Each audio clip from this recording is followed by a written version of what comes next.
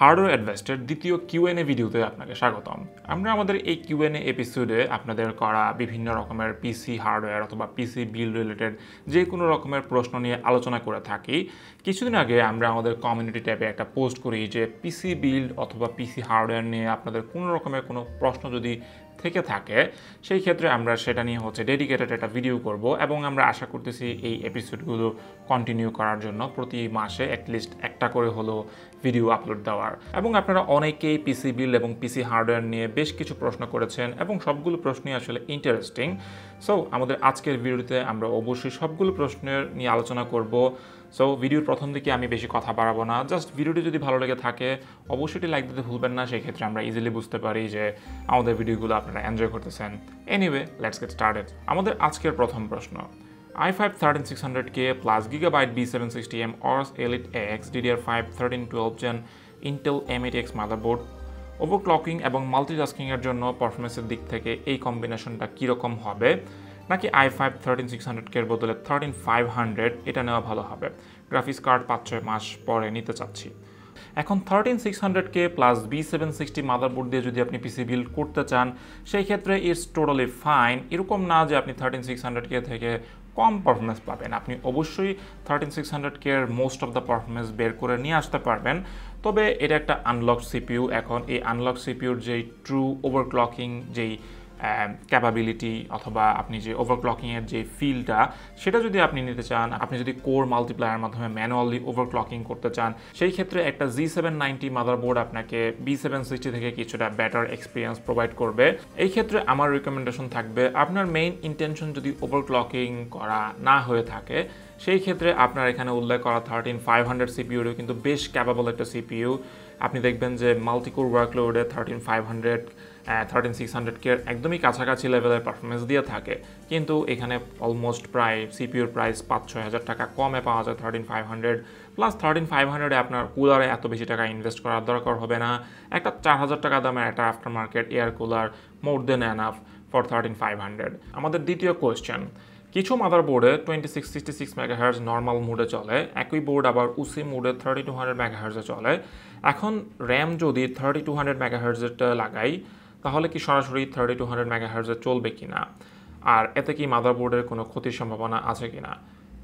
না, প্রথমত আপনি 3200 মেগাহার্জে ইউজ করলে অবশ্যই আপনার মাদারবোর্ডে কোনো ক্ষতি হবে না, এটা আসলে এই রকম স্পিডে চলার জন্য আসলে তৈরি করা। আর দ্বিতীয়ত হচ্ছে পিসি বিল্ড করার পর অথবা নতুন র্যাম ইনস্টল করার পর অবশ্যই আপনাকে বায়োসে গিয়ে XMP অন করে দিতে হবে অথবা 3200 মেগাহার্জ ম্যানুয়ালি আপনাকে সিলেক্ট করে দিতে হবে, আপনি যেন র্যামের যে মোস্ট অফ দ্য পারফরমেন্স সেটা পেতে পারেন। আমাদের তৃতীয় প্রশ্ন, আমার Montech AR100 কেসের ফ্যানে RGB কন্ট্রোলার থাকলেও 4 পিনের কোনো কানেক্টর নেই। আমার motherboard Asus TUF B450 Pro 2 যেখানে আমার RGB হেডার আছে তবে সেটা 4 পিনের, তাই আমি সিঙ্ক্রোনাইজ করতে পারছি না। এখন আফটার মার্কেটে কোন কন্ট্রোলার কিনে এটা ব্যবহার করা সম্ভব? প্রথমে আমি বলবো যে Montech AR100 এর যে হাবের যে RGB হেডার সেটা হচ্ছে 3 পিনের। এখন Asus TUF B450M Pro 2 এখানে RGB হেডার মিসিং, যেটা আমরা আমাদের Asus TUF B450M Pro 2 মাদারবোর্ডেও আমরা উল্লেখ করছিলাম ভিডিওর শেষের দিকে। আপনারা চাইলে রিভিউটা দেখে আসতে পারেন, সেখানে আমরা মাদারবোর্ডের সম্পর্কে অনেক বিস্তারিতভাবে আলোচনা করি। Anyway, TUF B450M Pro 2-তে RGB support নেই, সুতরাং আপনি যদি সামহাও এখানে যদি আপনি সফটওয়্যার সিঙ্ক্রোনাইজ করতে চান অথবা সফটওয়্যার দিয়ে আপনি যদি RGB কন্ট্রোল করতে চান সেটা হচ্ছে শুধুমাত্র RGB হিসেবে কন্ট্রোল করতে পারবেন। তবে সেটার জন্য আপনাকে RGB to ARGB স্প্লিটার ব্যবহার করতে হবে। আপনি ডিপ কুল অথবা কুলার মাস্টার স্প্লিটার মার্কেটে পাওয়া যায়। আমি জানি না বর্তমানে এগুলো স্টকে থাকে কিনা, তবে মনে রাখবেন যে সেই স্প্লিটারের মাধ্যমে আপনি কিন্তু সফটওয়্যারের মাধ্যমে শুধুমাত্র RGB কন্ট্রোল করতে পারবেন, মানে কিছু স্ট্যাটিক কিছু ইফেক্ট আপনি দিতে পারবেন, কিন্তু ARGB কন্ট্রোল করা পসিবল না, কারণ এই মাদারবোর্ডটা কিন্তু ARGB সাপোর্ট করে না। এই ক্ষেত্রে আমার পার্সোনাল অপিনিয়ন থাকবে Montech AR100 এর সাথে যে কেসের সুইচ দেওয়া থাকে এই সুইচ দিয়ে কিন্তু বেশ কিছু ARGB ইফেক্ট দেওয়া যায়। সো আপনি সফটওয়্যারের মাধ্যমে যে ইফেক্টগুলো দিতে পারবেন এবং সুইচ দিয়ে যেগুলো দিতে পারবেন অলমোস্ট সিমিলার বলা যায়। আমাদের পরবর্তী প্রশ্ন, ভাইয়া under 36K Ryzen 7 5700G MSI B450M Pro VDH Max 8GB RAM 256GB NVMe SSD 400W power supply RGB mesh casing only PC কি পসিবল হবে কিনা? আমি মনে করি যে 5700G দিয়ে 36K এর কাছাকাছি অ্যাটলিস্ট 36-37K তে পিসি বিল্ড করা পসিবল। এবং কিছুদিন আগে আমরা একটা 39,300 টাকাতে একটা 5700G দিয়ে পিসি বিল্ড করি, এবং আমি যদি সেখানে টাফ মাদারবোর্ডটার কিছু প্রাইস যদি কমিয়ে আনি, cause MSI B450M Pro VDH Maxটা হচ্ছে অ্যারাউন্ড 9,500 টাকার মতো, সেই ক্ষেত্রে আমি মনে করি যে 36-37 এই প্রাইস রেঞ্জের আশেপাশে ডেফিনেটলি 5700G দিয়ে পিসি বিল্ড পসিবল। আমি আমার পিসিতে Corsair 3200 MHz এর 2টি স্টিক ইনস্টল করছি। এখন বায়োসে দেখাচ্ছে 2133-2300 MHz, আমার সঠিক মনে নেই। এখন আমি যদি র্যাম 3200 MHz দেই তাহলে কি কোনো রকমের কোনো সমস্যা হবে কিনা? না, অবশ্যই কোনো রকমের কোনো সমস্যা হবে না। এখানে প্রথমত হচ্ছে আপনি একটা নতুন পিসি বিল্ড করার পর অথবা নতুন একটা র্যাম স্টিক অ্যাড করার পর সেই ক্ষেত্রে অবশ্যই আপনাকে বায়োসে গিয়ে যে বাই ডিফল্ট যে 2133 MHz, আপনি অ্যাকচুয়ালি এখানে যে 2133 MHz র্যামের কথা বলতেছেন সেটা হচ্ছে বাই ডিফল্ট র্যামের স্পিড। যে কোনো মাদারবোর্ডেই কিন্তু সরাসরি 3200 MHz সিলেক্ট হয় না। সেই ক্ষেত্রে হচ্ছে আপনাকে বায়োসে গিয়ে স্পেসিফিক্যালি XMP অন করতে হয় অথবা ম্যানুয়ালি যে 3200 MHz সেটা আপনাকে সিলেক্ট করতে হবে। তবে এখানে 3200 MHz এনাবল করার মাধ্যমে কোনো রকমের কোনো সমস্যায় আপনি পড়বেন না বা পিসির কোনো রকমের কোনো ক্ষতি হবে না, কারণ আপনার পিসি র্যাম আসলে বাই ডিজাইন আসলে এরকমভাবেই বানানো যাতে ম্যাক্সিমাম পারফরমেন্স রান করতে পারে। তারপরে আমাদের পরবর্তী প্রশ্ন, 50K এর মধ্যে একটা পিসি বিল্ড চাই। আমি হচ্ছে স্ক্রিনে আমাদের পিসি বিল্ড সাজেশন দিয়ে দিব, সেই ক্ষেত্রে হয়তো আপনি টুকটাক কিছু চেঞ্জ করে নিতে পারেন, র্যাম SSD আপনি আপনার প্রাইস এবং বাজেট অনুসারে অ্যাডজাস্ট করে নিতে পারেন। আমাদের পরবর্তী প্রশ্ন, 2011 সাল 2012 সালের দিকে যখন সবার ঘরে ঘরে একটি পিসি থাকা ফ্যাশন এবং ট্রেন্ডে পরিণত হয়ে গিয়েছিল, তখনকার সময় আমাদের সবার কিছু পিসি এক্সপার্ট বড় ভাই ছিল, এবং আমার প্রশ্ন হলো সেসব বড় ভাইয়েরা কোথায় হারিয়ে গেল? খুবই ইন্টারেস্টিং একটা কোয়েশ্চেন এবং কিছুটা ইমোশনালও বলা যায়। এই ক্ষেত্রে আমি আমার পার্সোনাল ওপিনিয়ন হিসেবে বলবো যে এর সবচেয়ে বড় রিজন হচ্ছে ইন্টারনেট। কারণ আপনি আসলে যেই টাইমের কথা বলতেছেন যে 2011-12 সালের দিকে অথবা এর আগে, ওই সময় কিন্তু ওয়াইডলি ইন্টারনেট আমরা ব্যবহার করতাম না, অথবা ইন্টারনেট যদি আমরা ব্যবহার করা লাগতো সেই ক্ষেত্রে একটা নির্দিষ্ট শপে গিয়ে আমাদের ইন্টারনেট ব্যবহার করা লাগতো। আসলে বাসায় ঘরে ঘরে আসলে ওই সময় ইন্টারনেট অ্যাভেলেবল ছিল না খুব বেশি একটা। সো ওই সময় আসলে আপনি দেখবেন যে বর্তমানে আপনি হচ্ছে কোনো একটা পিসি গ্রুপে আপনি অ্যাড হলেন অথবা কোনো পিসি একটা কমিউনিটিতে আপনি অ্যাড হলেন, সেই ক্ষেত্রে কিন্তু আপনি খুব ইজিলি 1-2 মাসের ভিতরে আপনি নিজেই আসলে ডিসিশন নিতে পারবেন যে আপনার জন্য কোন কম্পোনেন্টগুলো ভালো, অথবা আপনি চাইলে নিজে একটা বেশ ভালো মানের পিসি বিল্ড করে ফেলতে পারবেন। কিন্তু ব্যাক দেন ওই সময় আসলে এই জিনিসটা খুব বেশি একটা অ্যাভেলেবল ছিল না, অথবা আমাদের কমিউনিটি আসলে একসাথেও ছিলাম না, এবং বলতে পারেন যে ইন্টারনেট অ্যাক্সেসের অভাবে আমরা আসলে এইসব জিনিস সম্পর্কে খুব বেশি একটা নলেজও আমাদের ছিল না। তখন আসলে দেখা যেত যে কম্পিউটার সেক্টর অথবা কম্পিউটার ব্যাকগ্রাউন্ড নিয়ে কাজ করা এরকম কোনো ব্যক্তি অথবা আমাদের বড় ভাই অথবা যে কোনো ব্যক্তি তাদের আমাদের দরকার হতো কোনো একটা নির্দিষ্ট পিসি বিল্ডের ক্ষেত্রে। আমার এখনো মনে আছে যে আমাদের বাসার যখন সর্বপ্রথম পিসি আনা হয়, কম্পিউটার আনা হয়, সেটা হচ্ছে 2007-08 সালের কথা। তখন আমাদের একজন শিক্ষক ছিলেন যিনি কম্পিউটার নিয়ে পড়াশোনা করছিলেন। ওনাকে দ্বারা আমাদের এই সম্পূর্ণ কম্পিউটার পিসি বিল্ড কম্পোনেন্ট সব কিছু একত্র করা সব কিছু আসলে উনিই করছিলেন। তো এরকম কিছু বড় ভাই অথবা সিনিয়র মানুষরা ছিলেন ওই সময় যারা আসলে অনেক আগে থেকেই পিসি নিয়ে ঘাটাঘাটি করতো অথবা তাদের কোনো না কোনোভাবে কম্পিউটারের সাথে সম্পর্ক ছিল। কিন্তু আজকাল আসলে তাদের দরকার হয় না, এবং এটার সবচেয়ে বড় রিজনে আপনি বলতে পারেন যে ইন্টারনেটের অ্যাভেলেবিলিটি, এবং আমরা চাইলে ইজিলি নিজে আসলে সব কিছু শিখতে পারি। আপনি বর্তমানে চাইলে ইউটিউবে বসে জাস্ট 1-2 দিনে আপনি আসলে ডিসিশন নিতে পারবেন যে আপনার জন্য কোন কম্পিউটারটি বেস্ট চয়েস। আমাদের পরবর্তী কোয়েশ্চেনে যাই, XMP কি কোনো কাইন্ড অফ ওভারক্লকিং?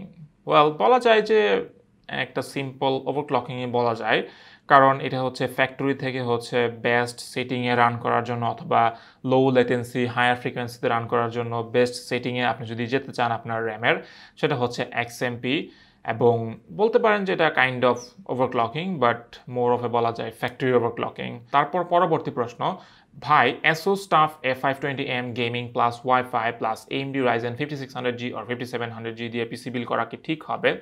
এই মাদারবোর্ডে built in wifi plus bluetooth আছে, তাই নিতে চাচ্ছি, প্লিজ জানাবেন। প্রথমত আমি এখানে বলবো যে A520M গেমিং প্লাস মোটামুটি ডিসেন্ট একটা মাদারবোর্ড, এবং আপনি যদি কোনো কাইন্ড অফ ওভারক্লকিং যদি করতে না চান, ইভেন 5700Gও আসলে হ্যান্ডেল করার মতো ক্ষমতা রাখে আপনি যদি স্টকভাবে ইউজ করতে চান।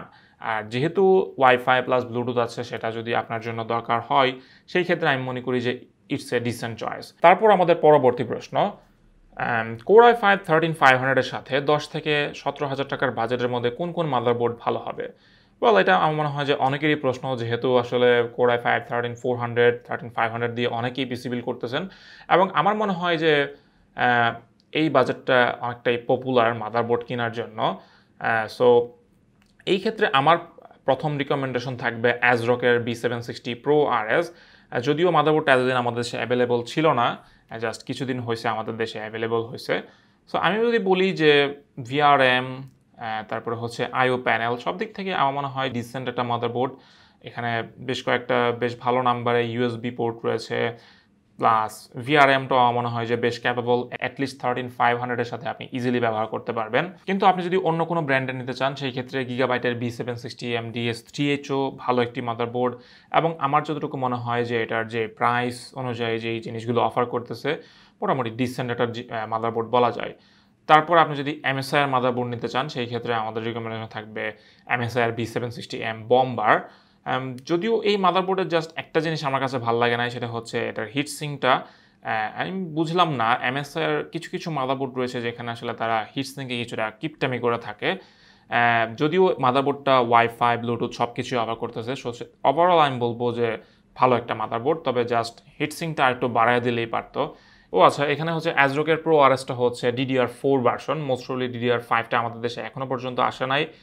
সো আপনি যদি DDR5 দিয়ে পিসি বিল্ড করতে চান, সেই ক্ষেত্রে আমার রিকমেন্ডেশন থাকবে B760M বম্বার অথবা MSI এর যেই B760M-A ওয়াইফাই। তারপর আমাদের পরবর্তী প্রশ্ন, ভাই Asus VP229 আন্ডার 14,000 টাকা মনিটরটা কীরকম? VP29 মোস্ট প্রবাবলি 75 হার্জের একটা মনিটর। আমি যেই মডেলটার কথা মনে করতেছিলাম সেটাই, যদিও এটা আমি ম্যাক্সিমাম জায়গায় দেখতেছি আউট অফ স্টক, বাট আমি বলবো যে প্রাইস হিসেবে এই মনিটরটা ভালো মনিটর। তবে এই মনিটরটা যদি আপনি মার্কেটে অ্যাভেলেবল না পান, সেই ক্ষেত্রে LG 22MK600 অথবা VSonic-এর BX2276 SSD, অথবা আপনার যদি 75 হার্জ যদি দরকার না হয় ম্যান্ডেটরি, সেই ক্ষেত্রে BenQ-এর GW2283ও বেশ ভালো মনিটর। তারপর আমাদের পরবর্তী প্রশ্ন, দাদা i3-12100 প্রসেসর দিয়ে একটা পিসি বিল্ড করতে চায় এবং আমার বাজেট একটু টাইট, তাই Asus Prime 8610M-E DDR4 এর মাদারবোর্ড দিয়ে পিসি বিল্ড করলে কি ভালো পারফরমেন্স পাবো কিনা? হ্যাঁ, আপনি অবশ্যই 12100 এর সাথে Prime 8610 পেয়ার করতে পারেন, এবং আমি মনে করি যে Prime 8610 মাদারবোর্ডটা মোটামুটি ডিসেন্ট বলা যায় তাদের অন্যান্য প্রাইম সিরিজগুলোর তুলনায়। যদিও একদম এন্ট্রি লেভেল প্রাইম সিরিজের মাদারবোর্ডগুলো আসলে রিপুটেশন খুব বেশি ভালো না, তবে 12100 এর সাথে আসলে আপনি চাইলে যে কোনো মাদারবোর্ডই নিতে পারেন, অথবা চাইলে আপনি MSI এরও বেশ কিছু মাদারবোর্ড রয়েছে, আমি স্ক্রিনে দিয়ে রাখবো, সেগুলো আপনি চাইলে চেক আউট করতে পারেন। তারপর আমাদের পরবর্তী প্রশ্ন, ATC-র একটা ভিডিওতে দেখলাম ল্যাপটপের গায়ে স্টিকার দেওয়া i5, কিন্তু তারা বলতেছে ভিতরে i7, এটা কি সম্ভব নাকি তারা ভুল ল্যাপটপের ভিডিও দেখাইছে? এরকম আসলে কোনো রকমের হওয়ার কথা না, কারণ আপনার ল্যাপটপের উপরে অবশ্যই যেই স্টিকার আপনার দেওয়া থাকবে কোর i5 R5, অবশ্যই ভিতরে সেই প্রসেসরই থাকবে। এখন আমি জানি না আসলে এটা কিভাবে সম্ভব যে ভিতরে অন্য প্রসেসর দেওয়া, কারণ কোনো কোম্পানি চাইবে না যে উপরে স্টিকার দেওয়া একটা ভিতরে এর থেকে ব্যাটার CPU দেওয়া, কিছুটা আজগুবি টাইপের ঘটনা বলা যায়। এনিওয়ে, আমাদের পরবর্তী প্রশ্ন, ভাই MSI G24-1V 23.8 ইঞ্চ মনিটরটি ভিডিও এডিটিংয়ের জন্য কীরকম হবে? LG 22MK600, MSI G24-1V কোনটি ভালো হবে? ওয়েল, আমি বলবো যে মনিটর হিসেবে আসলে G24-1V মোটামুটি ডিসেন্ট বলা যায়। 24 ইঞ্চি মনিটর, যেহেতু 24 ইঞ্চি মনিটরগুলোর প্রাইস একটু বেশি হয়ে থাকে, অ্যারাউন্ড 16-17 হাজার টাকা। সো আপনি যদি আসলে মার্কেটে অ্যাভেলেবল পান, সেই ক্ষেত্রে আমরা ডেফিনেটলি রিকমেন্ড করতে পারি G24-1V, অথবা আপনি চাইলে LG 22MK600ও নিতে পারেন যদি আপনার 22 ইঞ্চি দিয়ে আপনার কাজ হয়ে যায়, এটাও রিসেন্ট একটা মনিটর। তারপর আমাদের সর্বশেষ কোয়েশ্চেন, ভাই ব্লুটুথ অ্যাডাপ্টার নিয়ে কিছু বলেন, কোনটা নিলে ভালো হবে, যেটা ব্লুটুথ অ্যান্ড ওয়াইফাই আছে ওইটা নাকি অনলি ব্লুটুথ আছে সেটা? প্রথমত বলবো যে অ্যাক্সেসরিজ নিয়ে আমার আসলে খুব বেশি একটা ঘাটাঘাটি করা হয় না, সুতরাং সেখান থেকে হচ্ছে অ্যাক্সেসরিজ আমার নলেজ অবশ্যই কিছুটা কম। তবে আমার পার্সোনাল ওপিনিয়ন হবে সেটা হচ্ছে যে আপনি যেহেতু ব্লুটুথ এবং ওয়াইফাই একসাথে কথা বলেছেন, সেই ক্ষেত্রে হচ্ছে কিছু PCI অ্যাডাপ্টার পাওয়া যায়, সেগুলো হচ্ছে ওয়াইফাই এবং ব্লুটুথ একসাথে থাকে, যেমন হচ্ছে টিপি লিঙ্ক এবং টেন্ডার মনে হয় কিছু রয়েছে, আমি জানি না আমাদের দেশে সেগুলো অ্যাভেলেবল কিনা। তো সেগুলো চাইলে আপনি নিতে পারেন, সেগুলোতে ডিসেন্ট স্পিড পাওয়া যায়। তবে আপনি যদি ইউএসবি অ্যাডাপ্টারের কথা বলে থাকেন সেই ক্ষেত্রে আমি বলবো যে আলাদা আলাদা করে নেওয়াটাই বেটার, এবং আসলে সবচেয়ে ভালো হয় যদি আপনার মাদারবোর্ডে যদি অ্যান্টেনা থেকে থাকে, সেটাই আসলে আপনাকে বেস্ট পারফরমেন্স দিবে। এনিওয়ে, এটাই ছিল আমাদের সেপ্টেম্বরের কিউএনএ নিয়ে ডেডিকেটেড একটা ভিডিওটি যদি ভালো লেগে থাকে অবশ্যই লাইক দিতে ভুলবেন না। সো আজকে এই পর্যন্তই, দেখা হচ্ছে শীঘ্রই অন্য কোনো ভিডিওতে। ততক্ষণ পর্যন্ত ভালো থাকবেন, সুস্থ থাকবেন, খুদা হাফেজ।